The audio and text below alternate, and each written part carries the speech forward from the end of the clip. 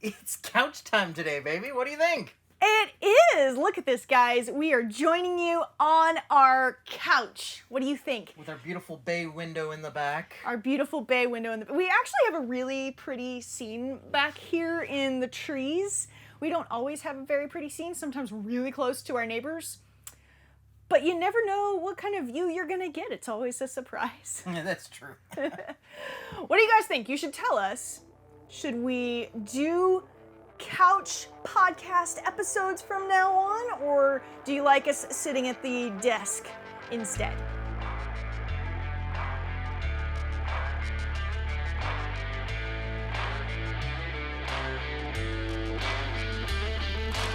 Welcome to the Wandering RV Podcast, your bi-weekly source for our stories, Our screw-ups, and our successes living the full-time RV life. I'm your host, Kara, the Wandering RV Babe, and this is my driver, Ryan. howdy! And it is my honor to introduce our very first guest to the podcast. And it's 2 for 1. It is! This is amazing! We have Papa Driver and his navigator, Gigi. Yeah! So, Papa, Gigi, who are you? Who the heck are you? Why are you in our camper right Who now? are you? Because we stalk you. Oh, okay. It's like you know us or something. Something like that. I do happen to be related to Ryan, the driver. Ah, so that's why you're the Papa Driver. I am a Papa driver driver. of Ryan, the driver. Oh, there we go. And I'm the mama, even though I'm called Gigi because of the grandchild. So I'm Gigi the navigator. There we go. Thank God for that. It is very apt names. I love it. You do need a driver and a navigator when you RV. Amen. Yes. So where's my navigator? It's right here. But you wander. You're the wandering RV babe. That doesn't seem like a good navigator. Listen, it works for us. Amen. I tell everybody about this week's episode. Oh, so this week, what we have for you guys today is crossing the border, both the Canadian border and the U.S. border, with not one, but 2 RVs. That was an experience, let me just tell you. We're going to get to it. Also, we're talking all of our most underrated RV must-haves. So things you wouldn't necessarily think about, but they're pretty clutch in an RV, doing RV life. And then caravanning with friends and family. So this is what we have for you today. It's going to be a great episode. You should absolutely stick around. But first, Gigi, the first navigator, where are we at today? We're in Port Angeles, Washington, which is right next door to Olympic National Park, which has been on our bucket list for a long time. Yes. Yeah. This was y'all's bucket list item, and I think we just tagged along kinda this tagging time. along, We yeah, were like, we did hey, tag we got nothing to do, so what do you want to do? Go to Olympic National Park. I mean, it's been pretty cool so far. We've explored some cool places. We have as much as we can with your little hurt foot. Yeah. Like, I don't have a brace on right now because I haven't been walking on my foot. But yeah, it's definitely impeded our activities. But we got to visit like a rainforest yesterday. We got to be immersed in all the things Twilight because we passed right through Forks, Washington, which was really fun. Let me just tell you, that town has leaned into the Twilight, and it is awesome. It's so great. I kind of wanted to just like stop and spend some time there and like check out all the things because there's like little Easter eggs that you can find in this town. But it was really, really fun. The rainforest was awesome. I mean, if you think you can only find a rainforest in the south, guess again. You can find it in the north. It's here in Olympic National Park. And about an hour down the road, you can go watch the sunset on the beach. Oh, that was gorgeous. wonderful. Rialto Beach, right on there looking due west out over the Pacific Ocean. Oh, it was incredible. It was so cool. It was so cool. I really love your teacher's voice. Like it really exudes through the camera when you put on your teacher It voice. resonates. By the way, I'm a retired teacher, music teacher for elementary school. There we go. Okay, Papa Driver, what are we drinking today? Oh, yeah. Well, we had found a really neat wine here, I guess it was just yesterday, at the, here we go, the Harbinger Winery right here in Port Angeles. Thank you very much. It's a GSM. Very, very good. We had it with steak tonight, and it was excellent. Oh, it was so good. It was excellent. So we highly recommend their little winery. And we got to sit out on the patio yesterday and try different wines and different flights and all that kind of stuff. And so we chose this for our steaks tonight. It went great together, but we're not drinking wine, so what are we drinking? Oh, so we are drinking Colonel Taylor's small batch bourbon. And fun fact, it's from Kentucky, not Canada. But we haven't been able to find it anywhere. At least not for a fairly reasonable price. They had it at the liquor store in Canada. So we were allowed 1 liter of alcohol per person to come back across the border. And this is the one that I chose. So there we go. And how much of that liter is left? This is it. We finished it. Cheers. Savor it while you still can. Cheers to Canada. Cheers. Cheers. So, we're full-timers. Are you guys full-timers? No, we are not full-timers. Okay, so... But kinda. We're kind of like long part-termers. Part-timers, I yeah. love it. Long part-termers. I'm going to remember that term. Okay, so as long part-termers, how long have you been doing this? Forever. Well, I tent camped as a kid. Then I talked him to a pop-up tent trailer, and Oh, then so she started it. I started it. Oh, I did not know this. Yeah, I started it with you, and okay. yeah, I started. And now we have been through 3 Airstreams. We're on our last Airstream, which is a 2009 Airstream Classic 34 foot, which means it's 35 feet from bumper to the hitch, and it's the longest aluminum trailer that Airstream makes. So why Airstream though? Like all I ever hear is how expensive Airstream is, And it is. and there's no headroom. Like what do you And do? there's no slide outs. I mean- but we get that question all the time. Like, why would you pick an Airstream? Well, it was real simple. We started out with our first Airstream off of eBay, and it was I just bid on it on a whim, and we won the bid, and went to Ohio to pick it up, and That's it was awesome. gorgeous. We loved it, and just fell in love with the vintage nature of an Airstream, and the windows, and the and windows is the big deal. The windows is the big deal, and we're not tall. I mean, I'm 5'8", she's 5 something or other. 5'5". 5'5", you know, so thereby, you Something know, or other. yeah, so having the curvature of an Airstream did not bother us at all, but we love the vintage nature of the curves. Called our silver Twinkie.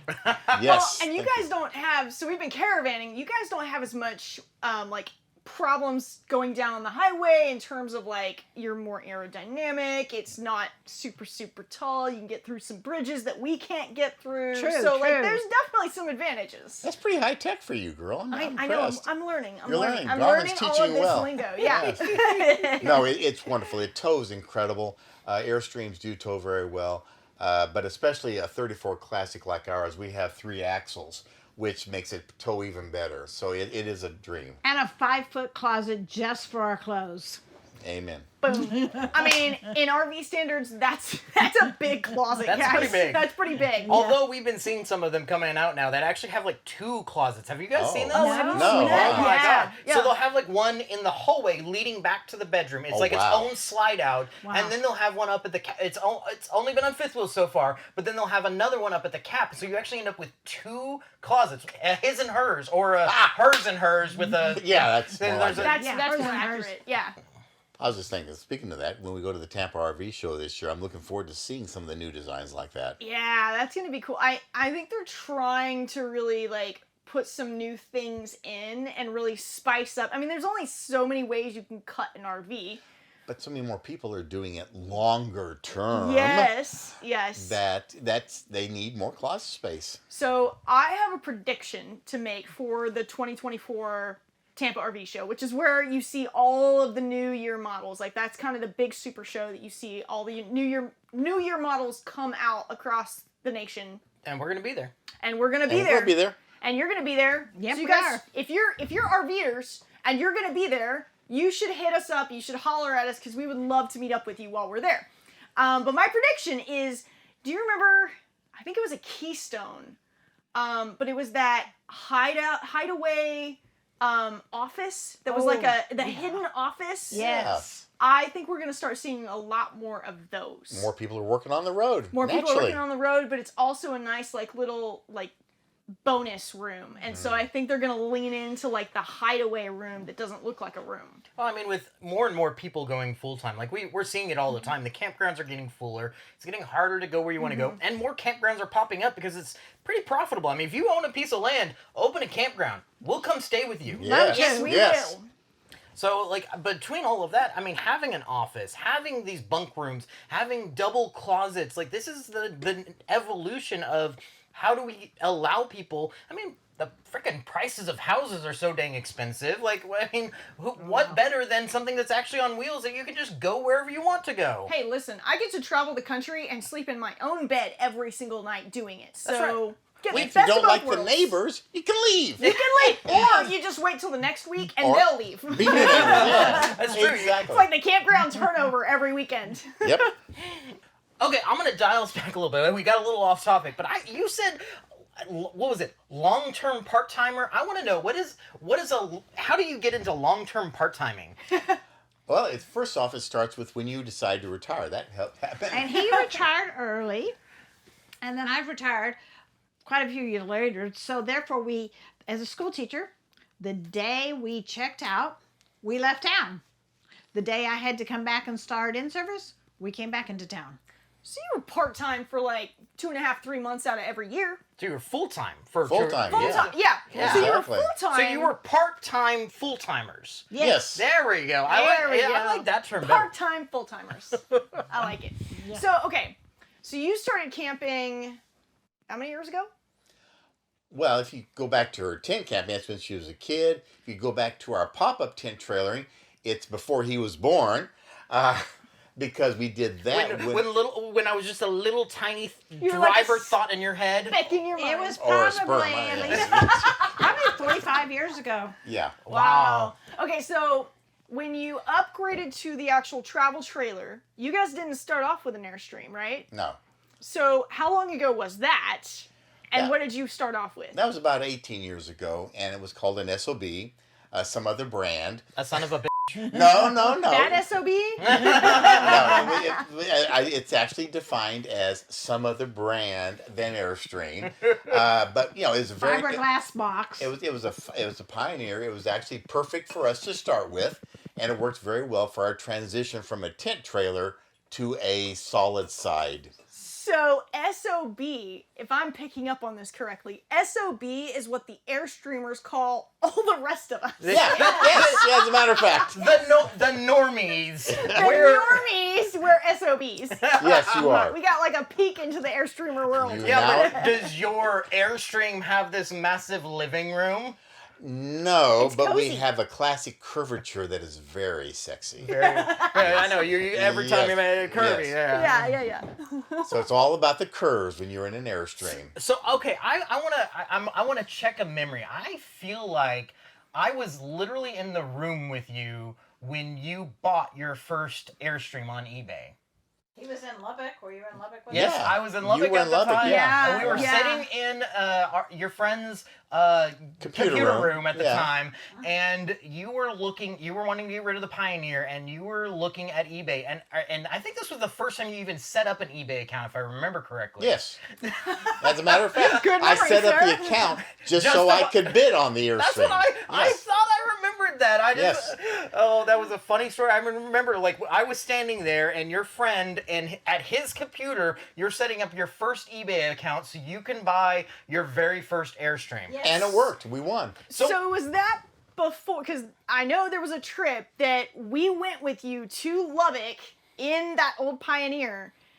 And then on the way back, Ran out of gas. we ran out of gas. So was that before or after we ran out of gas? That was actually after we ran out of gas. Okay, you figured No, it but out. that has to do with the tow vehicle, not the trailer. Yeah, Yeah. you made the wrong decision, if I remember correctly, on your very first tow vehicle, and so you went the other extreme to make sure that you were set to go. Yeah. Which, that allows me to jump ahead and say, one of the very principal things you need to remember as you get into RVing is make sure your tow vehicle is more than adequate to pull your trailer, not just adequate. This Okay. comes from the experts. So anyway, we saw these gorgeous pictures of a 1979 Airstream, and it looked fantastic, rear bathroom and all that kind of stuff. And so we went ahead and bid on it. Now we won, and then when we went to Ohio to pick it up, we found the reality that digital pictures look amazing. And we were going to have to do some work. And so that's what we did. But in the process of doing the extra work necessary to make it work for us, we fell in love with it. So we, at that point, wanted to go to more current Airstreams versus 1979. Okay. So I feel like we've just been seeing a lot of you guys. Are you guys following us or something this year? Yes. It's actually called stalking. Okay, y'all are stalking us. Okay. All right. It's a good thing we like you guys. So why don't you guys explain like how we ended up stalking each other this year? Well, actually, I suggested July the 4th at Steamboat Springs in Colorado because we'd done it before and it was so much fun. And they said, cool, they were in the area. Why not join us? And then all of a sudden, our other two daughters and their husbands and one grandchild all showed up at Steamboat Springs, and we had a blast. We had an amazing time. The whole family just like converged on this one place. And it was so much better than July 4th last year because July 4th last year was really hot. Yeah, we were dumb. We did it in Texas. That's called super hot. Yeah. Yeah, but this year we were sitting in shaded. We were buddy campers to each other. We had some in a hotel, some in a cabin. We walked around downtown. We took a gondola up to the top of the mountain, hung out there, had a few drinks, took pictures. Had a few more drinks. Because why not? Of course. And then all of a sudden we were just having so much fun, and then a storm came and they evacuated us because there was lightning in it. So we went back down the mountain, but we still had fun. We played games.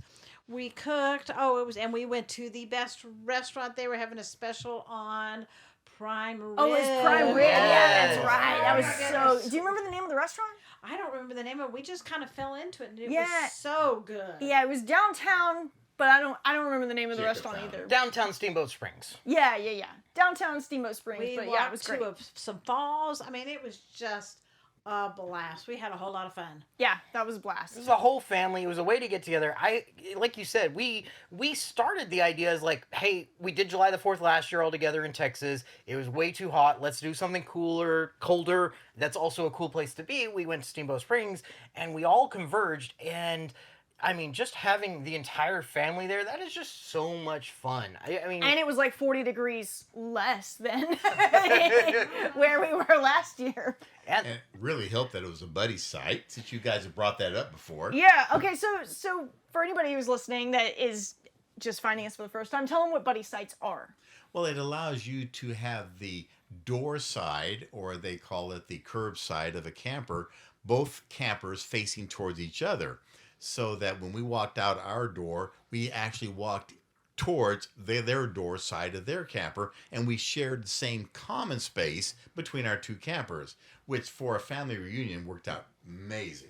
And this wonderful Steamboat KOA also had tables and chairs, so we had enough room for the whole family to sit in chairs and hang out and talk and just have a blast. yeah, when you take two campsites, you each kind of have your front lawn. And if you turn one of those campers around, now you've got two front lawns. It's like all the space in the world. I mean, you could be playing all the yard games that you could ever want to. Yeah. But okay, so I did get this question on Instagram, I believe, because I talked about our buddy campsites on Instagram, and somebody said, oh, well, you can do that with a regular campsite. You just have somebody park the opposite way. Why does that not work? Oh, real simple. Well, it's not that it doesn't work. It just becomes difficult unless you have prepared for it, meaning extra sewer hose length, extra water hose length, extra, sometimes even the umbilical cord for electricity. You may, a lot of campers come with 25, 30 feet of electrical cord. Well, you may need more than that. You can run it underneath your camper, but when you start trying to turn sites around that were not designed to be buddy sites, you got to make sure you have all the extra hardware to make it work. And even then, you have sewer hookups in the middle of your common space. And after that, I think we were definitely stalking him because we followed him over to Vernal, Utah to see dinosaurs. It was so cool. That was super Okay, cool. I wanna call out that I'm really, really awesome because as we were planning, I'm really awesome.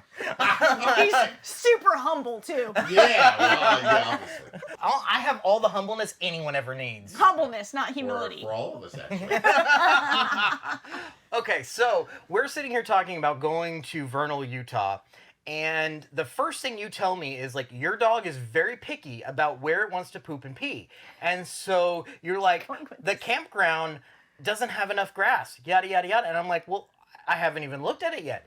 And so I start looking and I find us a nice campground. How much grass did you have, sir?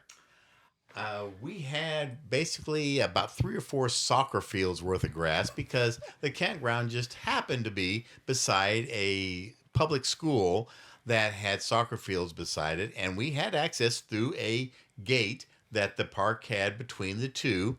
And as long as we picked up, as you're supposed to do in campgrounds, and we did as we were in the public school area, our dog had so much room to zoom and run. She was ecstatic for the entire time that we were there. I found your dog a campground with so much grass that she could be happy in a city that is not known for having a lot of living grass. Not at all. Well, and let me tell you, don't look your nose down on city campgrounds, because if you turned into it, you're like, oh no, what am I getting into? And as soon as you got past the building, it was a gorgeous, it was shaded, beautiful, well taken care of campground well. in the middle of the city. So you would not even think that a campground would be this good, and it was incredible. Yeah. And the owners were so incredibly friendly. Like, apparently I made the reservation with the son of the owner. And, I mean, he was just out there mowing the lawn when I got there. I called the phone number that the owner picked up. He was like, hey, my son's probably out mowing the lawn. Just just drive through there. We made sure there's 2 spots right next to you for you and your dad. Just pick the 2 that you like, whichever ones work for you, and we're good. And I was like, this was amazing. Mm-hmm. So this is a shout out to Blake at the campground. Whatever the name of that campground, I can probably figure it out here. Yeah, you probably pull it up. Yeah, hold on. But the main thing is, don't turn your nose up at city campgrounds. Check it out. You never know. Yeah, sometimes Google Satellite is really helpful. Sometimes it's not. Here, we couldn't tell. There's too many trees. That's true. But in the end, it ended up being a beautiful campground. I looked at the photos. Now, you never know how old those photos are. And so they may have had grass at one point, they don't now. But you just got to take a chance sometimes and just look for the best. So it is Fossil Valley RV Park in Vernal, Utah. Amazing campground. It is literally right in the middle of town, and it's really easy driving distance to pretty much everything you want to do in that area. And say hi to Blake for us. There you go. There you go. Okay, so the reason we were kind of heading westward is actually for me a little bit. This was a 4-year-long wait for us to go to Canada. We made this plan in 2018, 2019. Yeah. To go up to Canada for a conference that I wanted to go to. And actually the plan was, this was before we had our camper. I was going to fly there, and you guys were going to camp out there so that I had someplace to stay, so I didn't have to go to a hotel. Mm-hmm. And so the idea was for us to line it up so you guys were doing stuff, and I would just fly out, meet you, stay in your camper, go to my conference, and then fly back. And then you were like, hey, I'll just come with you, and I'll come hang out and check out your conference. And so then it became you and I were going to the conference. Well, then COVID hit. And the world shut down. The conference was shut down. It's been 4 years. This was the first time they got a chance to do the conference since then. And so I was like, okay, they're doing it this year. We're going this year. Do you still want to come? And yes. So we decided. And it was in Vancouver. Yes, it was in Vancouver. So we wanted to go to Canada. So it kind of a northwestern route. So that's why we picked Steamboat Springs. That's why we went to Vernal. We stopped off in Provo together. Yeah, it was on the way. But we diverged after Provo. Yes, we did. Mm-hmm. We both entered Canada in 2 completely different zones. And I want to talk about the border crossing to Canada, as we were so heavily warned. We're like, okay, we need to have our medical insurance, our car insurance, our trailer insurance, our dog vaccines. We were told you need to make sure she's freshly cleaned, because if she's sick, if she looks sickly in any way, they may not let her in. And we're like, if she doesn't go in, we don't go in. Yeah, and then a few weeks beforehand, they're like, okay, no poultry, no produce. I think the produce has been around for a while. No but eggs. No eggs. No poultry products. Yeah. So all of this we were told a couple of weeks beforehand, and what did we get asked about when we came into Canada? So okay, we got a bunch of comments about this. So we posted about our experience going through the border, and y'all had a lot to say about it. Facebook especially had a lot to say about it. As of just a few minutes before recording this episode, we had almost 1 million views on this particular episode or this particular video. Because you're just very opinionated about this, which is great. And so we wanted you to reply to it. But there is some sort of thing happening with the produce and the poultry where it's, what I liken it to is the same concept as campgrounds that will not allow you to bring firewood in because there's like insects and things like that that are foreign to that environment, to that ecosystem that can like ruin the crops and ruin whatever's going on. Same thing is happening right now between the US and Canada. So they won't allow you to bring fresh stuff in. Well, when you're full-timers, that means you have to literally deplete all of your groceries and then buy them new whenever you get in, get across the border. See, that's all it is. They just really want the taxes. I think all of the rest of it is just bullshit. They actually want to just charge us taxes on buying everything once we get into Canada. Well, that too. But anyway, so we were prepared. We were prepared for those questions. We had looked up everything. We were prepared to answer the question about, like, are you bringing pot in? Are you bringing guns in? We were prepared for all of this, like this laundry list of questions. By the way, I want to say, like, the day before, I was like, hey, babe, what do you think about you just driving the trailer and truck through the border crossings? Because I'm a talker. Because I really, like, somebody starts asking me questions. I'm not a good liar. I don't like to lie. It's not my thing. And so, like, if they ask me a question, like, I'm going to get nervous and I'm just going to look like a liar, even though I'm actually telling the truth, and I'm going to get us detained. Could you just please drive? And because I've never driven the truck when it's towing, I was like, no, we're going to answer the questions and you will be fine. And so we did. We got up there. The border, or the customs agent was super, super nice. And so he started asking us where we were going, how long our stay was, like all the typical kind of questions. And then he goes, well, where are you from? And, sees our passports and everything, and we're from Texas. And so he goes, where's your guns? That's all he wanted to know. We did not have any guns crossing the border. We would never do that. We knew the rules going into it. And so we told him, we know the rules. We don't have any with us. And he asked us a few more questions about guns. And then he was like, all right, have a good time. You're good. And so we get through and we're driving off and we're like, wait a minute. They didn't ask us what was in the fridge. They didn't ask us about like any poultry stuff. They recognized that our dog was in the car. He didn't ask us any questions about her. He didn't want to see her vaccine records. He didn't want to see anything else. And so we were like, okay, well, that was cool. I was like expecting a midterm exam, and we got like a pop quiz. So no complaints there. He was super nice. It was great. We were there for maybe 2 minutes, and that was it. And then we rolled right through. But what about y'all's experience? So because where did you cross through at? Well, it's a little bitty town in Montana. I can't remember. Shelby, Montana. Right off Interstate 15. So it's like in the middle of nowhere. And we're going into Alberta. And he asked us, basically where you're from type stuff. And then our dog was in the back seat, of course. And our dog does not like people. The dog just sat there and watched him. Didn't bark, didn't anything. And he asked us about all the poultry questions. Questions. He asked us about the wine, and we said, "Oh, we only brought 2 bottles in because we were supposed to." And he goes, "Okay, you're good." That was the other thing. We actually got a storage unit in Washington to put all of our alcohol in, expecting our alcohol too. Yeah, so we put all of the excess alcohol in a storage unit while we're crossing, expecting them to ask. It's not excess. Well, no, it wasn't. It was the stuff we're not allowed. The amount above what we're not allowed. I mean, we were in Kentucky last year, remember? So we bought some specialty bourbons, but that we did not want to lose or have to pay a duty fee on. Exactly. We're from Texas, so we didn't want to lose our wines either. Exactly, and so but they didn't ask about us about it. They asked them about it. I think they did ask us about the cannabis or something because we had some for the dog, so in case she gets anxious. But we had gave it to them and all our wines, so they stored our cannabis and our wine. That was not cannabis. You That's have CBD. CBD, sorry. Sorry. She's over here getting her dog high. I am a CBD for the Happy dog. dog. That's a very happy dog. I'm sorry they label it like that. So between the two of us, we got asked all the questions, but you got the worst end of that deal. You got all the although it wasn't a terrible deal at all. I said you got all the questions about everything else. We got the one question. That was it. But see, they believed us. I'm like, okay. They just like, okay. We figured it was because of his gray hair.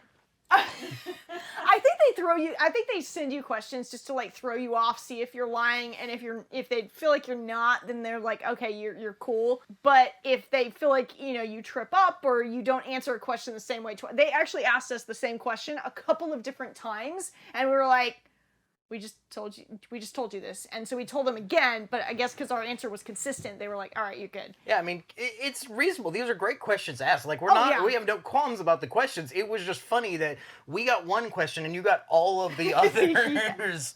Okay, so that was coming into Canada. So after you posted your video, all of the comments. Oh my gosh. Many. Well, not all of them, but a majority of them were like, hey, it's easy getting into Canada. Just wait. Just wait till you have to come back. So, tell me about tell us about this coming back experience. Yeah.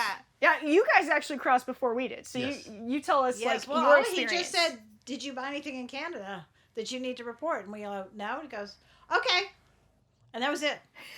That was it. He asked us, what do you have in your refrigerator? And I said, I've got cheese, hot dogs, and some frozen meat, and the next thing he asked was what did he asked something, and my response it's was like, where's the meat from? I think. Yeah, I think that was and I said everything that I still have left in the fridge was stuff that I bought in America before I went to Canada, and his response was, and I love this response, well, some things lose their citizenship once you cross the border.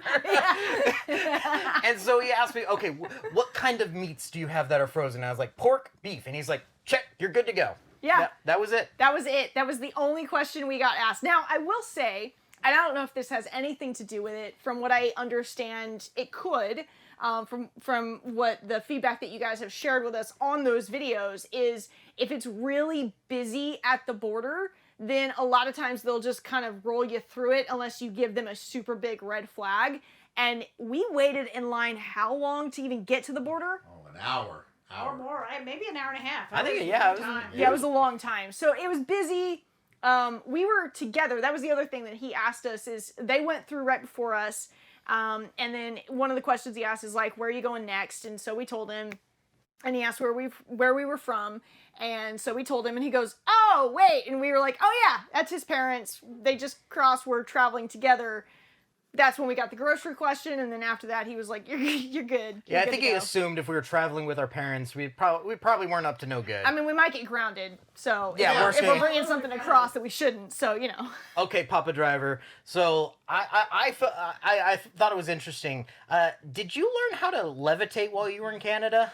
No, I did not, and because of that, I took the incredible guidance of the border crossing individual, and he said, turn here, turn there, turn that, and go this way, and eventually work your way out of the parking lot via a much better route than how the cars were going. Because no, I did not. How about you? Did you learn? No. So actually, what was funny is I actually heard him radio ahead, and what he said, what he said on the radio was, black truck, really big camper coming through. And so we drive through their parking lot, and as we're like driving out there's like one last little main gate, and I'm like, I wasn't sure if they were gonna stop me one more time or anything like that, and they're just like staring in awe as I pass by, and they're like, hi.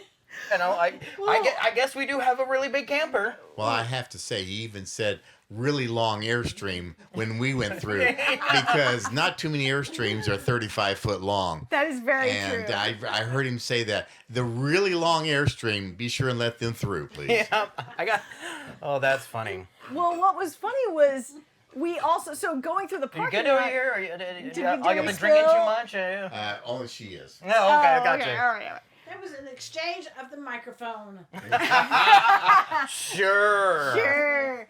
So what was funny though is going through the parking lot. That's actually where they stop people though. So if they detain people and they search you, that's where they stop people. So we were like looking around. We're stupid. We were like looking around. We're just because- waiting for somebody like, no, go over there. We're checking you. Exactly. Like we were like, are we really?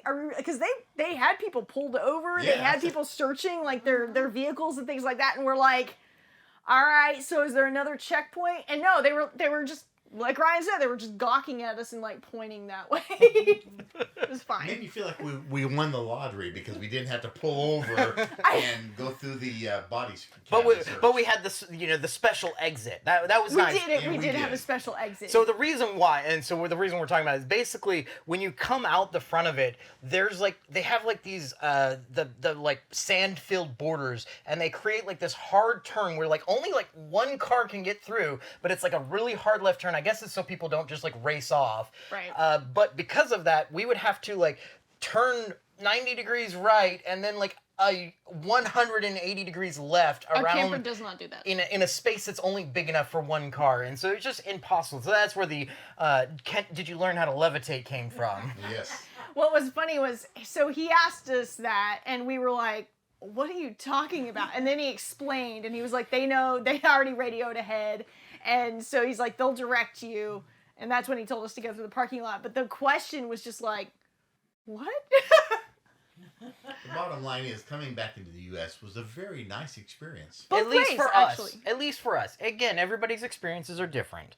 Yeah. Okay, this brings us to, you guys are the honored guest, Papa Driver and Navigator Gigi. I wanted to ask you to select the pick of the week for this week. And so what the pick of the week is something that you really hold to great value as something to be very useful for other RVers, whether it's a subscription service, a piece of software, an app on your phone, a piece of hardware, or Product of some kind. or just a an tip item. that you think is really, really useful that people wouldn't think about. So I'm asking you guys what you feel like you couldn't live without, essentially the most underrated RV item that you must have.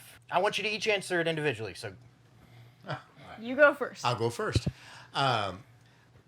Well, actually, I consider it underrated because of how often I only see one on the back side of a trailer, and that is a spare tire. The thing about spare tires is once you use it, okay, it's now on your trailer, and that means you have no more spare tires. And so because of that, I'm an avid believer in having two of them. And actually, more than one, on two occasions, I have had situations with tread separation that forced me to change two tires. Another one was a blowout, which caused damage to another tire, so I had to change two tires. So things have happened where it was incredibly great to have two spare tires.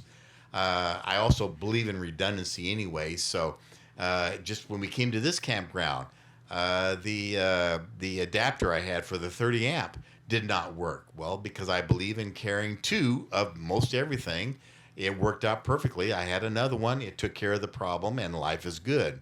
So redundancy is my thing.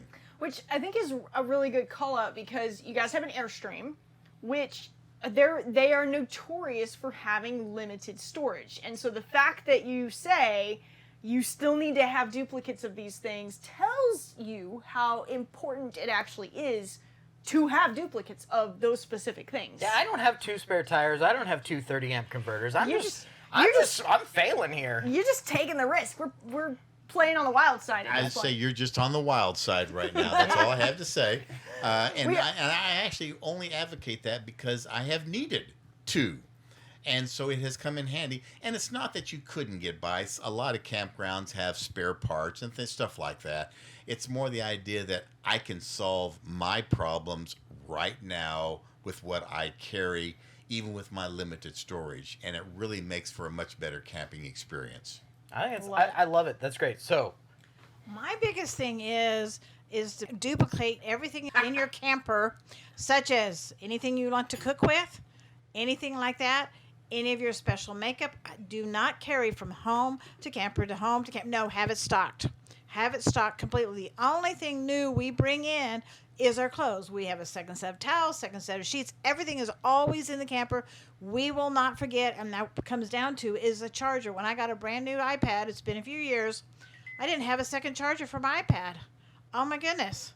I love my iPad. So I have duplicates of everything that I use constantly day to day, no matter what. And it stays in the camper. It never goes in my house.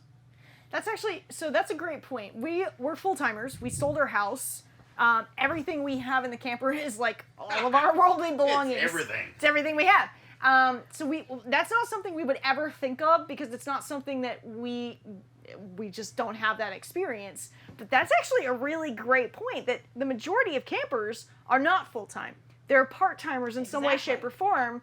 And so that's a really good tip to say, like, that helps you to prevent forgetting anything or getting stuck somewhere without something. You're like, I left it at home.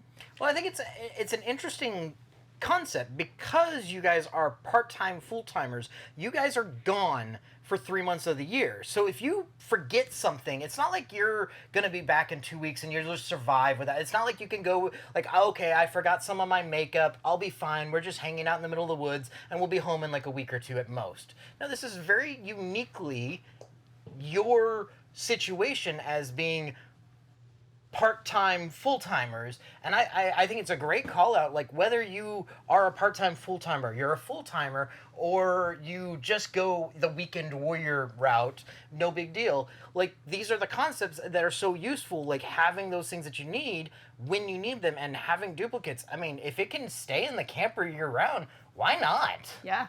And I mean, I do say this, and we both say this. There are Walmarts everywhere, but we have been some places there has not been a Walmart, so you just, if you already have that brand that you like already in and it's stocked in your camper and before you leave you show you everything's stocked, you don't have to worry. Well, I think that actually applies to both of you because part of the reason I don't carry around a secondary 30 amp adapter, well, first of all, I don't normally, because we stay places longer than you guys do, I normally just always book a 50 amp because you just never know when a heat wave's going to hit. Yeah. This year. Like this year. And so I always plan on having a 50 amp. But I think part of me is also, part of my mindset is, well, there's usually a Walmart. There's usually a Camping World. There's usually, like, Walmart carries 50 amp to 30 amp adapters, so that's easy to get. But in reality, the truth is there's not Walmarts everywhere, and not every Walmart actually has a ton of camping supplies. That is very true. We've come across several where we've gone to Walmart to get some, like, a new supply or a refresh of new products or whatever we need. They didn't have what we needed, and we ended up having to go to Camping World or somewhere else to be able to get it. I mean, even RV toilet paper. I know that's a whole argument we can all talk about, whether we use RV toilet paper or not. We like to use RV toilet paper, personal preference. They use RV toilet paper, personal preference. It's a personal preference. Just use RV safe toilet paper. As long as that's the main thing. Septic safe. Tank safe. Septic safe. As long as you're toilet doing paper. that, you're fine. But we use RV toilet paper because you can usually find it at Walmart pretty easily. But sometimes you can't. And we got down to our last roll, and luckily we were just meeting up with you guys in Steamboat. And y'all were going to Walmart. And y'all were going to Walmart. We're like, can you pick us up some toilet paper? Yep. And I also like to think of it as, this is just my thing about being prepared for anything, is the evacuation syndrome thing. Is I like to be able to think that I can jump in our camper and go anytime, any place if I need to, with just tossing some food in and, as she said, some clothes in. And so that's another reason why I like to have everything in there for that purpose. So you're saying Papa Driver is a prepper? Yes, actually I am. Kind of, Not yeah. because of the Armageddon, but just because I like to be prepared. Well, the other thing is, and it's getting more and more that the rest of the, lots of parts of the country are this way, but we've always lived in Tornado Alley. And so, it's just naturally kind of ingrained in you that if there's some big catastrophe or a big tornado that's coming through or whatever, you might have to get out of town really quickly. The Ice-Mageddon that hit in what was it, a couple years ago, 2021? 2021, yeah. 2021, where most of Texas was without something, whether it be power or water or both, in, crazy winter weather that we don't normally have. It's a big deal. And so, circumstances like that, it's actually a really good strategy to have something that's prepared to be able to be like, we can hit the road anytime we need to, and we're ready, and the trailer is fully stocked. And we all know about wildfires, and that's happening all the time. Every summer, it seems to be getting worse, and you don't know when you just need to pack up and go. We've also had situations where you and I were together last January, and we had problems with water at the campground. It's true. Well, I carry a 50-gallon tank that's full on my camper. Yeah. And so we could take showers at least that morning. Yeah. I don't keep my fresh tank full usually when I'm at a campground. You're so. such a risk taker. Such a rebel. And so I couldn't take my shower until the water turned back on. Yeah. So bottom line is, do as we say, not as we do. Like, I don't know. We'll do like he does. do what they say. Yeah. This is where we get our best tips. 18 years of experience right here. Yeah. I would go with that one. Okay, I'm going to jump in. This is our fan question segment. So this is a segment where we essentially take a question that's been asked of us on social media and we answer it. So I'm going to ask the question and we're going to toss it around here and we're going to see what everybody thinks. Okay. What was a difference between Canada and U.S. and the U.S.? And, that you weren't expecting? Well, the one thing I noticed is that everything in Canada is sweeter. The ketchup was sweeter. We went to a restaurant that we go in the States all the time. It's mostly on the West Coast. It's the Spaghetti Factory. Even the spaghetti sauce was sweeter. Now, the best thing about the sweet was the A&W. A&W broke off. A&W Canada, A&W US. A&W Canada root beer is natural cane sugar, so it's not super sweet, but it is like the old days of root beer.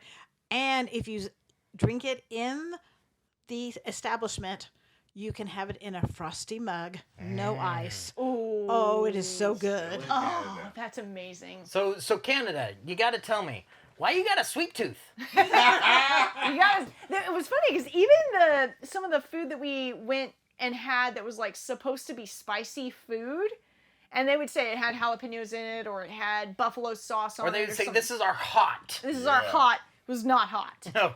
Except for Nando's. Nando's actually does get hot. Oh, Nando's was, but Nando's is South African, Portuguese influenced food. It's a chain that actually started in South Africa. They had one in Vancouver. We ate there the last night we were there. It was amazing. Excellent. Yeah. Actually spicy when they say spicy. Yeah, it was spicy. Okay, Papa Driver, what you got for us? Now, this might be just a little controversial, but when we're you game for consider that. that I am the driver and I have to contend with this, I feel like that Canadian bikers are a little more privileged than American bikers. We've driven all over the United States, and a lot of cities Real quick, he means cyclist. Okay, yes. I'm sorry. Bicyclist. That is a very good... The biker gangs in Vancouver are really dangerous. You Yeah. better watch out. No, Ryan is totally accurate on that. And I meant the cyclist. They have bike lanes everywhere, and I'm not sure what all's gone on in Canada concerning their rights and everything, but they actually kind of drive like they own the roads. They don't stop at stop signs. They do whatever they want to do, and they know that it's up to us as, hard side vehicle drivers to avoid them, and we would be at fault if we hit one of them. But it was just that there was a constant barrage of bicyclists coming at us from all directions. In the United States, there's bicycle lanes, there is cyclists, but they seem to be a little more conservative and less aggressive, or they feel less entitled to the entire road that we felt as I felt as a driver in Canada. Well, the other thing too, so yeah, as a driver, absolutely the bicyclists have the right of way. It did clog traffic a number of times. Yes. But I think the bigger issue there was the bicyclists, even, and it seems to be the local bicyclists, not the tourists, but the local bicyclists feel as though they have the right of way with pedestrians as well. Yes. So you guys had an experience. Yes. So we were on this bridge to watch the fireworks because we were there during the celebration of lights, and so we were the bridge had a little section for bike riders, cyclists, and pedestrians, and we were in the pedestrian area to watch the fireworks, and we were just standing there, and oh my gosh. Most of the bicyclists came by. They hollered at us, let us know they were coming, no big deal. But this one dude just screamed at the top of his lungs that we need to get out of the way. Now, we were in the pedestrian side. Like, it's clearly marked for pedestrian. I know some of you are like, well, you're just standing there. That's for walking. There were no other pedestrians there. We weren't in the way.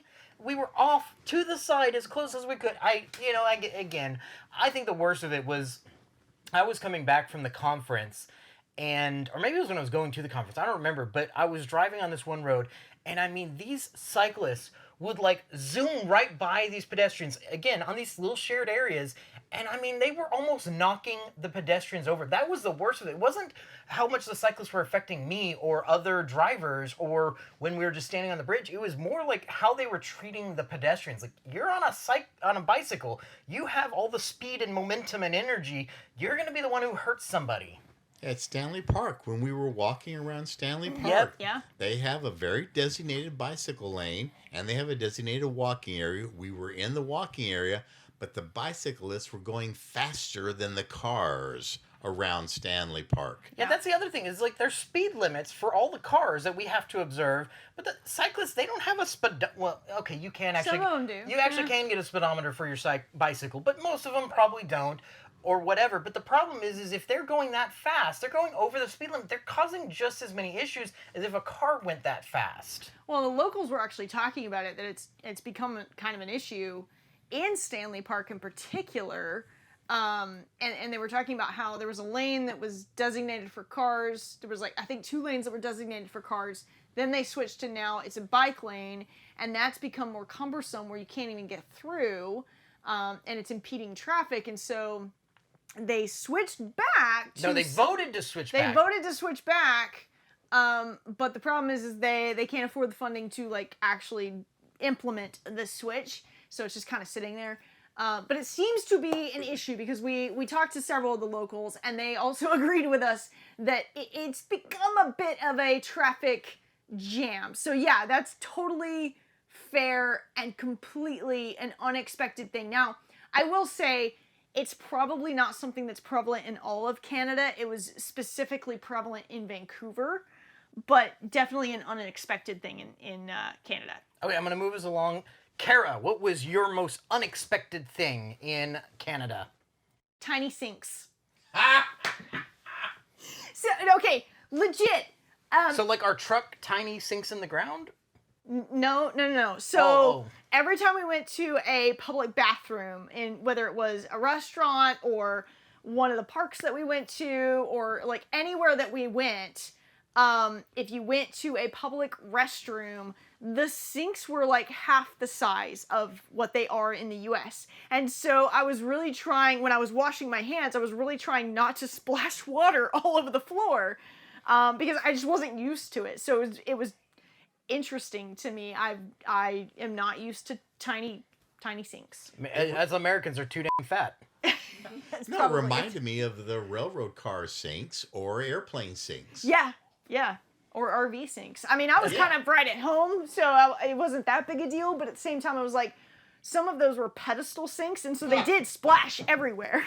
So Ryan, you haven't told us, what is the most surprising thing for you about our trip to Canada? What are the differences between Canada and the U.S.? Well, this is not really a difference between Canada and the U.S.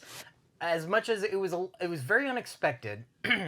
So growing up in science classes, we would do all of our experiments, and we talk about all the numbers in the metric system. So obviously here in America, we use miles per hour when we're talking about speed. Not the metric system, right?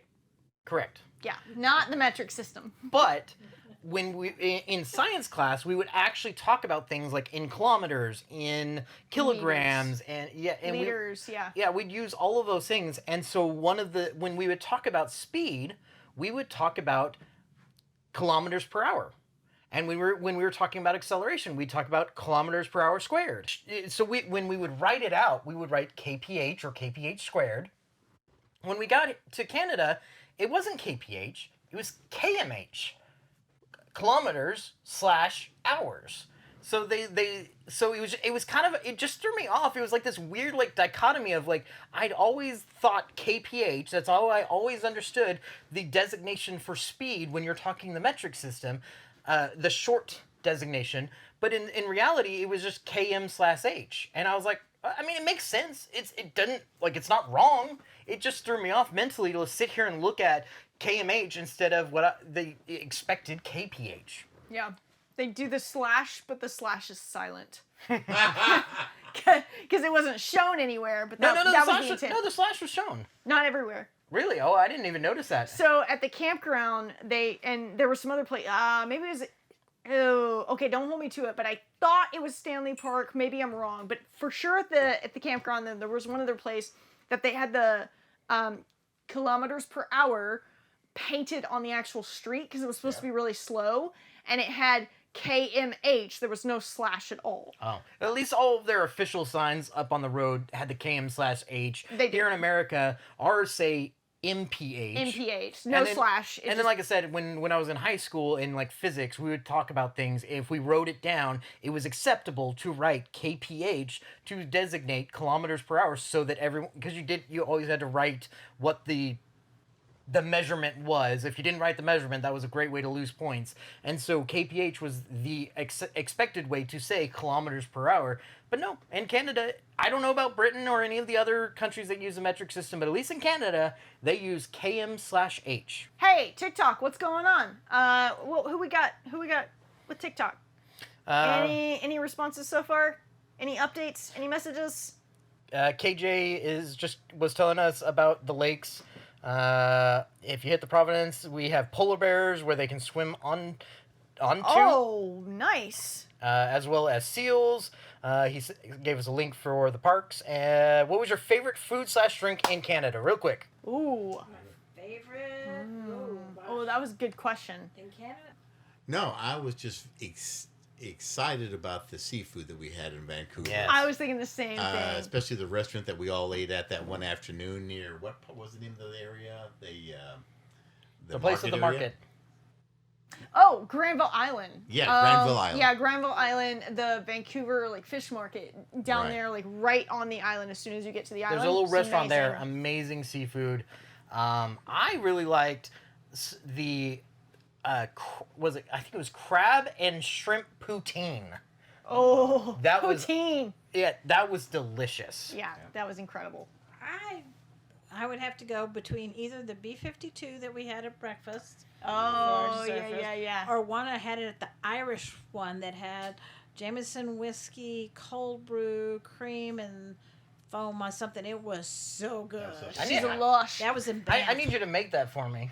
I know. I Apparently sent do. her the recipe. She I hasn't have made the it for recipe. me yet. Maybe it'll become a camper cocktail. We'll see.